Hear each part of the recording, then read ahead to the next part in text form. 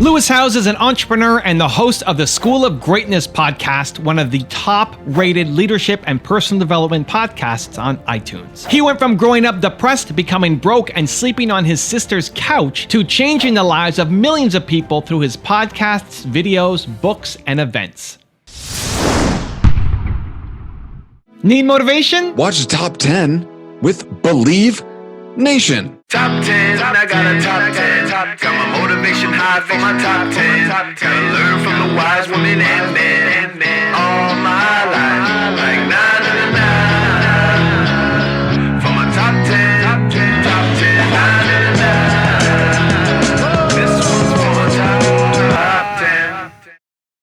Hey, it's Evan Carmichael, and I make these videos because you are probably the most ambitious person in your circle, but you know you're capable of more, and you get that push by surrounding yourself with the best. So today, let's learn from one of the best, Lewis Howes, and my take on his top 10 rules of success.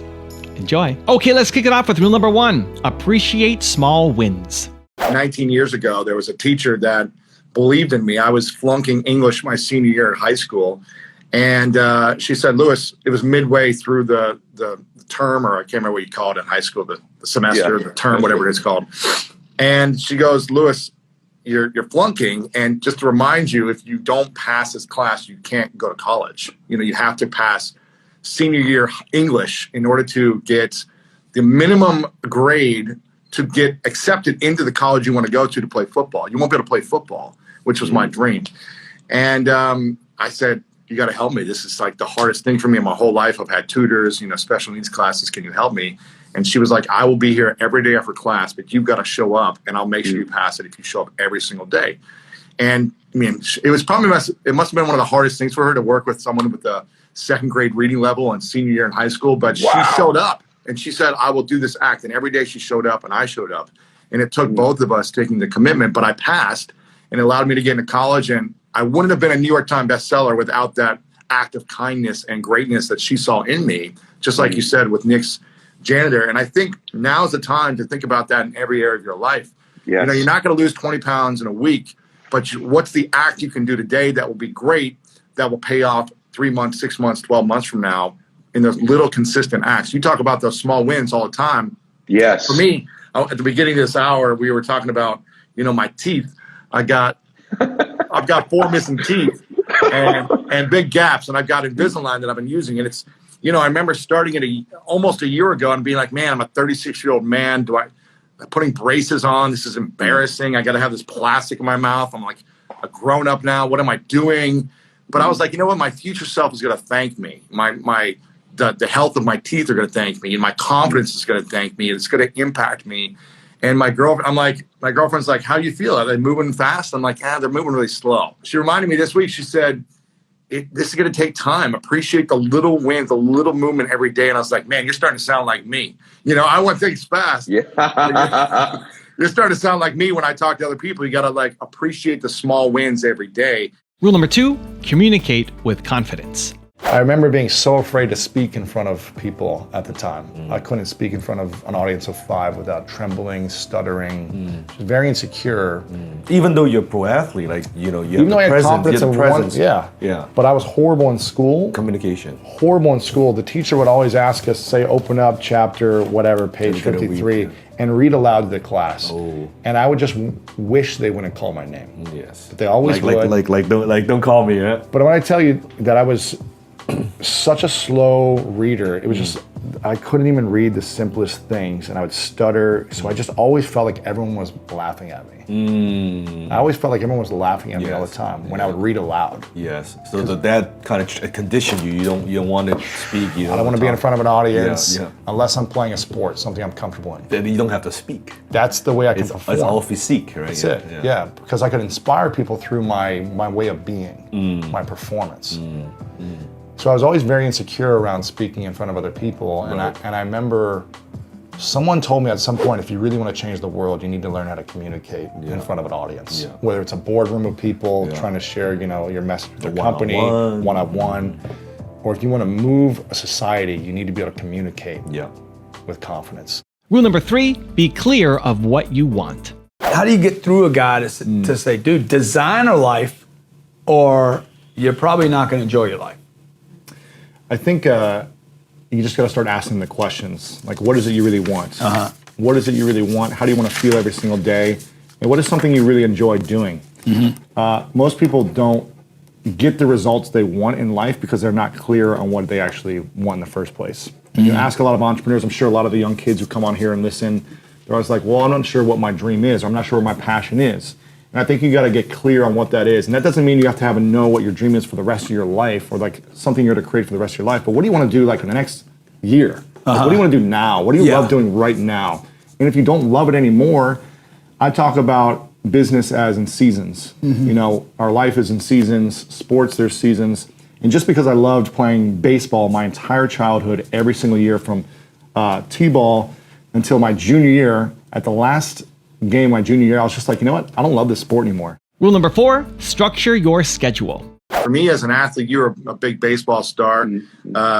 For me, the way I learned about being successful through achieving a goal and building more confidence through sports was the structure of your schedule. And as you were saying this, I was just like, you know, you become successful through the structure of your schedule, because when you have it mapped out and you check off your promises to yourself, you can look backwards every week, every month. Look at all that I created, and you feel that much more prepared when you step on stage, when you go into the interview, when you go into your first date, whatever it may be. You feel prepared because you took the steps and the promises every day to yourself.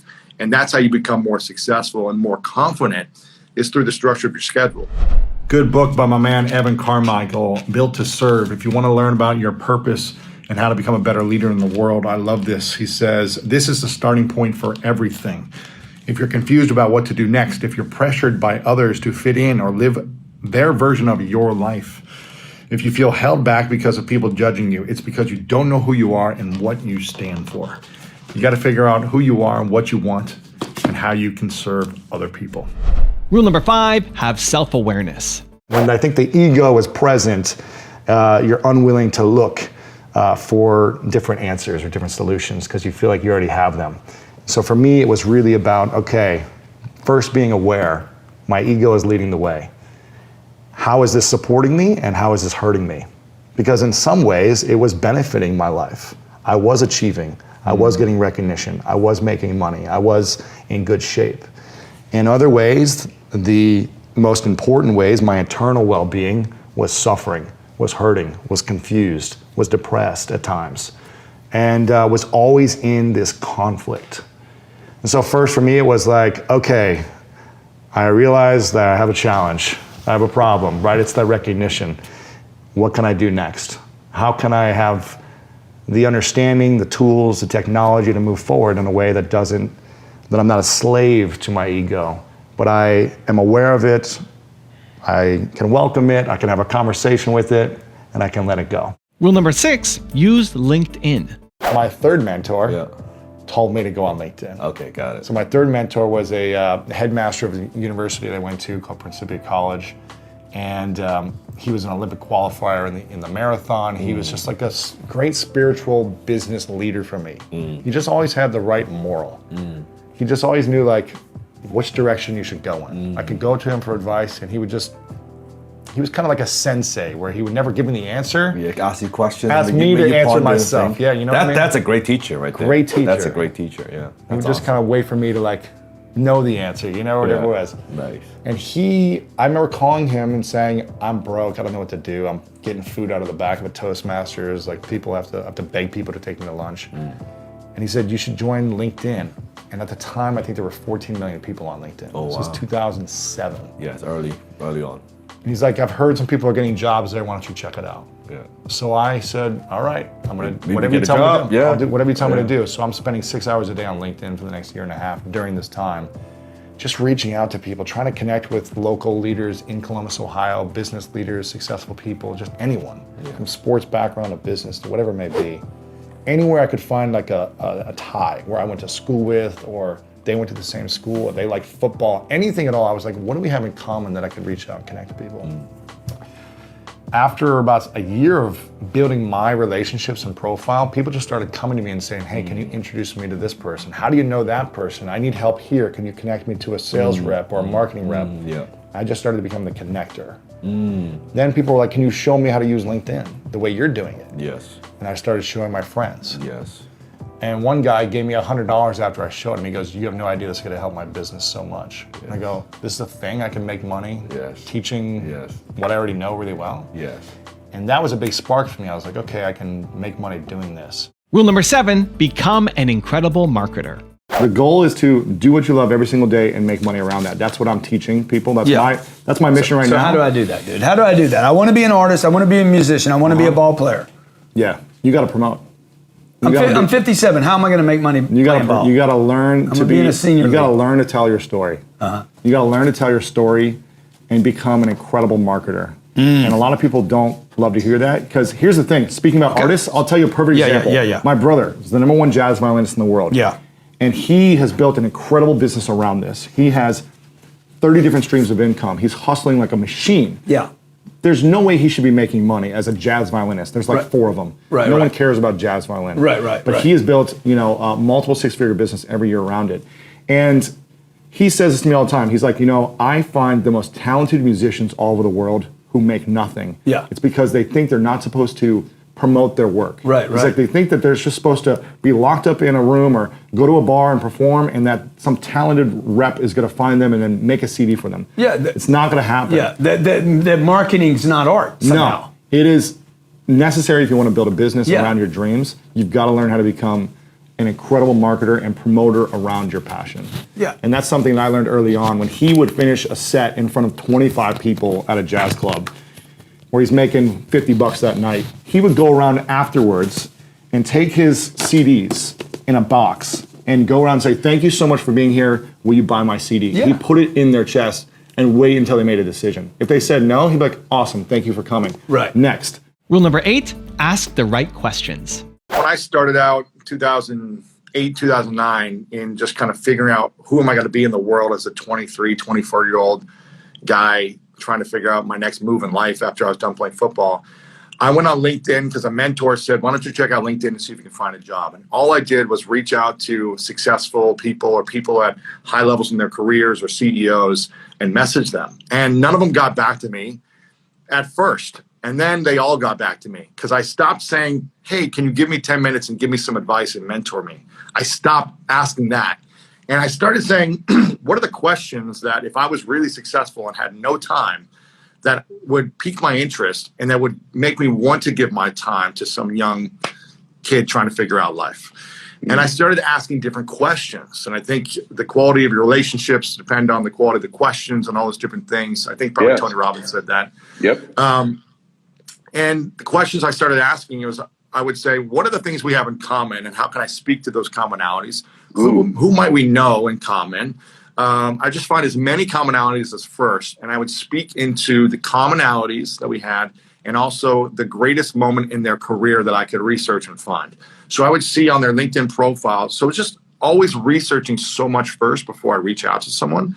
And I would see, oh, they made a big jump from this company to that company in May of 2004. And I'd say, can you tell me more about exactly what you were thinking about when you did this big jump from this company to this company and how you did that? It's fascinating to me how you did this. So I speak more to, can you tell me how you became successful as opposed to, can you teach me how I can become successful? And when you ask others about their success, Ed, you'll get on the phone with just about anyone to talk about how successful you overcame something or how you overcame this challenge. And you get back to that place of, it was this moment where everything shifted. Like we're more, even just me talking right now about like the past successes and overcoming, we get excited to talk about those things. We don't want to spend 10 minutes to give people advice on how they can overcome something, but we'll tell people how we did it. And that's a gift to be able to ask someone about how they overcame something.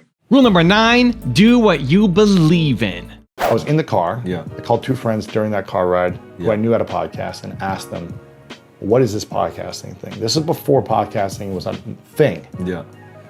And this is when it was like just a couple tech podcasts, 6-7 years ago, right? And both of them were like, it's my most favorite thing to do. I get the best leads for my business. Yeah.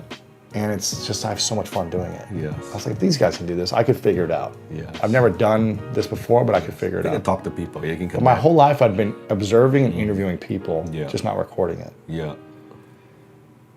And so I said, okay, I'm gonna launch this thing. It's gonna be called School of Greatness. And everyone said, you're crazy. You can't do a podcast that's like personal development, asking about relationships and business and mindset 'cause you and need a philosophy. niche. You You need need a a niche. niche, yeah. And this is what I would teach as well. Yeah, like you need my a niche, stuff. man. Yeah. Everyone was like, no, you need to do like the entrepreneur show or like an online marketing show. That's what you're great at. A LinkedIn show. I don't know. Exactly. Yeah. They were like, you need to do online marketing. You can't do this like broad thing. It's not gonna work. Everyone told me it's not gonna work. Yeah. And I go, I really don't even care if I make money. Yeah. Like it doesn't matter to me. It's just something I believe in. I think like people are gonna So listen. you want to talk to people you want to talk to. That's it. Yeah. I just want to talk to people I want to talk I to. do the same thing. Some might be billionaires. Some Yeah. might be like spiritual teachers. Yes. Like I didn't care. Yes. And they and my friends were like, yeah, I don't think it's the right move, man. Like it's a cool name, but I just don't think it's gonna work. Yeah. Because That's- then you confuse your audience, right? All that. And I said, I'm gonna do it for a year, and I don't want to make money the first year. I don't even want to try to make money. I don't want to think about money. Yeah. I just want to do something that I love. Yeah. I want to help myself and I'll help other people. Yeah. And it took off, man. Yeah. It took off. Like in the first year, Do you like, remember how many downloads you got the first year? Yeah, it took off in the sense of it was well received. It only got 750,000 downloads But the reputation, in the year, right? the reputation you built. Yes, it didn't even get 1 million downloads the first year. And I think this is what people need to be aware of. My whole first year of podcasting didn't even hit 1 million downloads. Yeah. Second year was only 3 million downloads. Still, yeah. It's nice, but it wasn't like boom overnight. It was like this huge success. Yeah. But people loved it, and the impact and the results they were getting in their life was amazing. Yeah. And I was loving it. And rule number 10, the last one before a very special bonus clip, is ask for feedback. What do you think about masks in terms of identity? Because for someone like you who spends a lot of time thinking about this, that not only did you go see a therapist, like it actually registered in your mind that would be a helpful thing. For a lot of people it doesn't. They actually don't know what their true self is. Like how do they begin to deconstruct and differentiate between, like when you talk about wearing the athlete mask for so long in your life, and that was real, right? Like you had a real passion for it. You still do. I mean, you're on the U.S. national handball team, so it's like there's a point at which it's real and sort of core to who you are when you're being authentic, and then it spills over into a mask. How do you help people deconstruct that process to find where those marks are? I think it's a lot of self-discovery. It's a lot of, for me, what worked was having open conversations and asking for feedback. And when you're wearing a mask, you don't want feedback. You want to know that you're right, that your way is the right way because it's been working for you. So asking someone, hey, how do I show up for you? You know, is there anything I do that just rubs you the wrong way? Or do you feel like it's hurting our relationship? Or do you feel like I'm disconnected in any How way? often did you have conversations like that? Growing up, not many. But 4 years ago after this fight, I started having them every day with everyone, everyone in my life. I think, you know, here's something you can start with. You can either have an open conversation with someone and ask them to rate you. You know, whatever works for you. Hey, will you write a list of the things that you feel like work really well for me, my strengths and my weaknesses? Or on a scale of 1 to 10, how open am I to feedback for you? Am I, 9 where I'm pretty open pretty much all the time? Or am I at a 2 where anytime you ever suggest anything, I push you away? Just start getting feedback from your closest friends. If you have an audience, you can ask your audience, from your family. Did you ask your audience? I didn't necessarily ask them to like grade me, or something like that, but I started having an open dialogue with my audience. I started sharing and revealing things. I started opening up about the things I was going through, things I was letting go from my past that had really affected me, and kind of having more like a confessional with people, with my audience of like, this is what's happened to me, this is where I'm going, and this is what I'm working on. I hope you'll stick around. Right. But I think asking people to write you a letter. If you can't have an open conversation, if you don't feel good about that, email someone and say, hey, I just want to get some feedback. I'm not going to get upset. I want you to speak openly to me, but could you write a list of like 5 things that I do really well, 5 things that you feel like are holding me back, and from our relationship, from my relationship with other people, and from my dreams. Start there. You're going to get so much, and say, I want you to be completely honest. Again, it's just one person's opinion, but it's their perception, and perception is reality to that person. So I try to get as much feedback as possible from my closest friends, my family. I had a one-on-one conversation with every family member. Wow. I took ownership and apologized for everything that I'd ever done. And I revealed all the things that had happened to me that I was terrified for them to know. Now I've got a special bonus rule from Lewis on how to fight for your dream that I think you're gonna enjoy. But before that, it's time for the question of the day. I wanna know, what's the feedback that you need to ask somebody for today? Let me know what that is. Put it down in the comments below. And if you made it this far in the video, you're still here watching, I wanna celebrate you because Believe Nation, we don't just watch videos, we do something about it. So if that's you and you commit, you promise you're gonna take action immediately after watching this video, give me a hashtag Believe down in the comments and tell me where you're from, because I want to celebrate you. Don't follow your dreams, fight for your dreams. Wow, love that. Because you can follow it and say, oh, well, it's not working, so I'm just gonna give up. You've gotta fight for what you love every single day and do whatever it takes to make money around your dreams so you can survive and thrive.